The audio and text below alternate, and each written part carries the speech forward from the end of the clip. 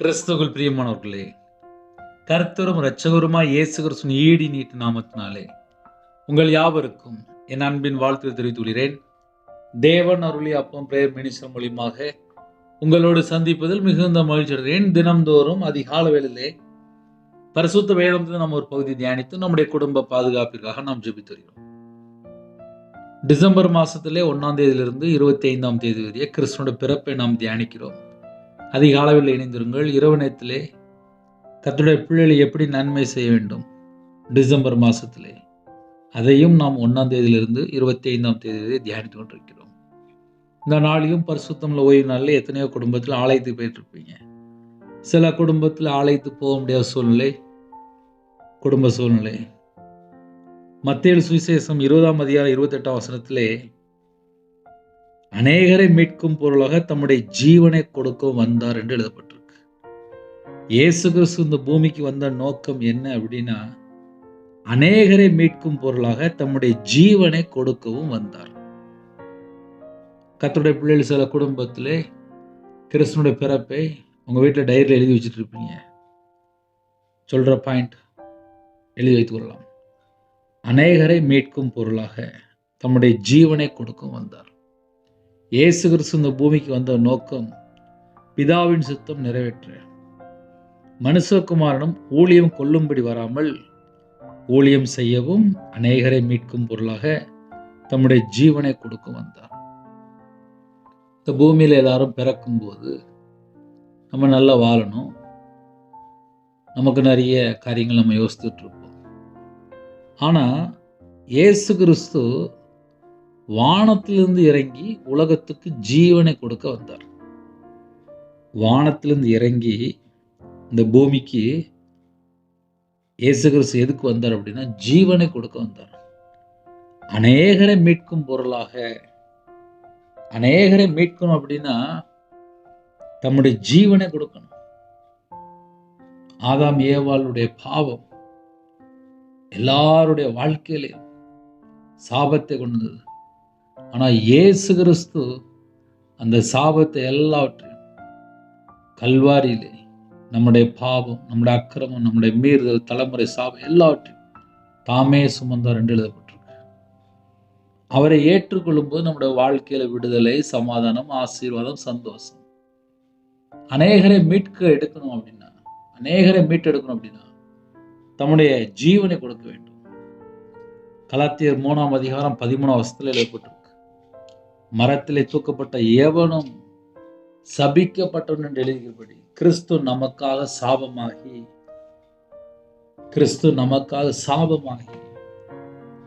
இந்த கடைசி காலத்திலே கர்த்தருடைய பிள்ளைகள் கையில பைபிள் அதிகமாக எடுத்து வாசித்த நலமா இருக்கும். கிறிஸ்து நமக்காக சாபமாகி நியாயப்பிரமாணத்தின் சாபத்திற்கு நம்மை நீங்களாக்கி மீட்டுக் கொண்டார். சாபத்திலிருந்து நம்மளை விடுதலை செய்தார். சாபத்திலிருந்து நம்மளை மீட்டுக் கொண்டார். எத்தனையோ குடும்பம் சாபத்திலே என்ன செய்யலாம், எங்க போய் பரிகாரம் தேடலாம் சொல்லிட்டு எங்கேயோ அலைஞ்சிட்டு இருப்பாங்க. இயேசு கிறிஸ்து நம்முடைய சாபத்தை எல்லாம் சிலுவையில சுமந்தார், நம்மளை மீட்டு கொண்டார் என்று எழுதப்பட்டிருக்கு. அப்ப கிறிஸ்துவனுடைய பிறப்பு அப்படின்னா என்ன அர்த்தம் அப்படின்னா, நம்மளை மீட்டெடுக்க தம்முடைய ஜீவனை கொடுக்க இந்த பூமிக்கு வந்தார். அநேகரை மீட்கும் பொருளாக தம்முடைய ஜீவனை கொடுக்கவும் வந்தார். இப்ப இயேசு கிறிஸ்து பூமியில பிறக்கும் போது ஒரு திட்டம் இருக்கு. அவர் மனுஷகுமாரனா வெளிப்படுகிறார். ஊழியம் கொள்ளும்படி வராமல் ஊழியம் செய்யவும். இயேசு கிறிஸ்து இந்த பூமிக்கு வந்த நோக்கம் என்ன தெரியுமா? மனுஷகுமாரனா வந்த நோக்கம் என்ன தெரியுமா? ஊழியம் செய்யணுமா?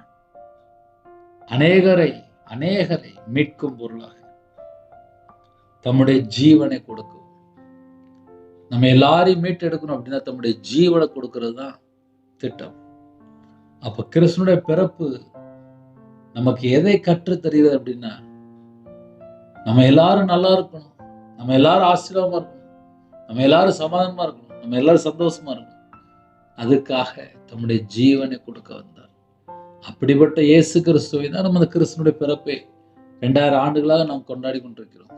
நம்ம வாழ்க்கையிலே மீட்கப்பட்டு ஆசீர்வதிக்கப்பட்ட ஜனமா இருக்கும். அதுதான் ஹையஸ்டான திட்டம். ஒரு குடும்பம் மீட்கப்படணும் அப்படின்னா இயேசுவை சொந்த ரட்சகராக ஏற்றுக்கொள்ளணும். பாவத்திலிருந்து மனம் திரும்பணும். பாவ மன்னிப்பு அறிக்கை செய்யணும். பாவத்தை விட்டுறணும். அப்பந்தான் பரலோகத்தில் சந்தோஷம். பரிசுத்தமுள்ள ஓய்வு நாள் ஆலயத்தை கிளம்பிட்டு இருப்பீங்க. ஒரு சின்ன ஜெபம் பண்ணி முடிப்போமா? இருக்கிற இடத்துல கண்களை மூடி நாம் ஜெபம் செய்வோம். அன்பின் கர்த்தாவே நன்றியோடு துதிக்கிறோம்ப்பா. பரிசுத்தமுள்ள ஓய்வு நாளிலே நாங்கள் எல்லாரும் ஆலயத்துக்கு போகணும்ப்பா. அப்படிப்பட்ட கிருபைகள் தாங்கப்பா. எல்லா குடும்பத்தையும் கர்த்தர் ஆசீர்வதிங்க. சிறுபிள்ளை முதல் கொண்டு முதியோர் வரை எல்லா குடும்பத்தையும் கர்த்தர் வேலி அடைங்க. எத்தனையோ தேசத்துக்குள்ளே இணைந்திருக்காங்கப்பா. உங்களோட வாழ்க்கையில எல்லா பகுதியிலுமே ஆசீர்வதிக்கப்பட்ட ஜனமா இருக்கணும்.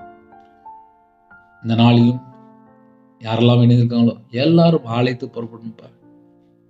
கிருபை தாங்கப்பா. சில குடும்பத்தில் ஆலயத்துக்கு போக முடியாத சூழ்நிலை, அந்த குடும்பத்தையும் ஆசீர்வதிங்க. ஹாஸ்பிட்டல்ல இருக்காங்க, பலவீனத்தோடு இருக்காங்க, கர்த்தர் தொட்டு சுகமாக்கித்தான். படுத்த படுக்கையில் இருக்காங்க, பலவீனத்தை நீக்கி போடுங்க. யாரெல்லாம் இணைந்திருக்காங்களோ எல்லா குடும்பத்தையும் சுகமாக்கித்தாங்க, ஆசீர்வதிங்க, பலவீனத்தை நீக்கி போடுங்க. இணைந்திருக்கிற குடும்பங்கள் இயேசு கிறிஸ்து நாமத்தினால் ஆசீர்வதிக்கப்படட்டும்.